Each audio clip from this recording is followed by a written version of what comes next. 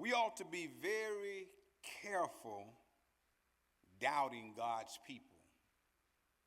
Got to be careful. You know, there are a lot of critics out there. A lot of folk got a lot to say.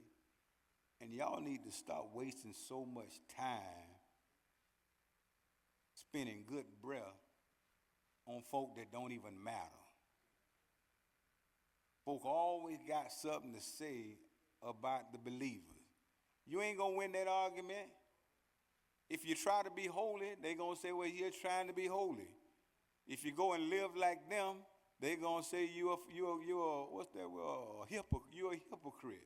You ain't going to win, so stop trying to prove yourself to others.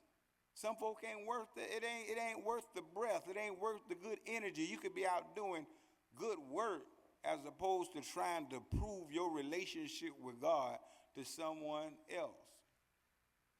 I was looking at, I'm not going to get deep into this because y'all probably see both sides of it. And so I don't want to get too far in. But I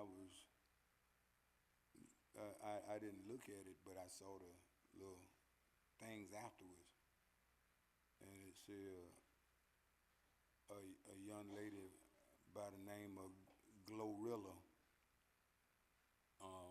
won a gospel award. And that is what it is, but not paying attention to Glorilla, but I think she sang on a song with Kurt Franklin. And I saw a little jokey joke where the host, Kevin Hart, did a little jokey joke about Kurt Franklin doing a front twerk while he was performing. And then I saw him do an interview on the Breakfast Club. And we do have to be careful. Because God still requires holiness.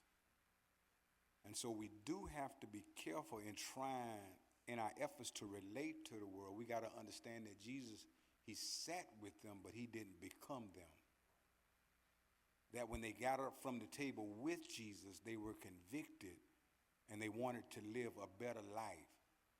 Jesus didn't make excuses about only being human and made people feel comfortable in their sin. But people who don't want to commit to holiness, they will embrace that attitude. And so it's important that we don't get like I don't know him, so I'm not going to say how he is. But we don't get to the point, if they ain't trying to live holy and you talk about you only human and you make mistakes, they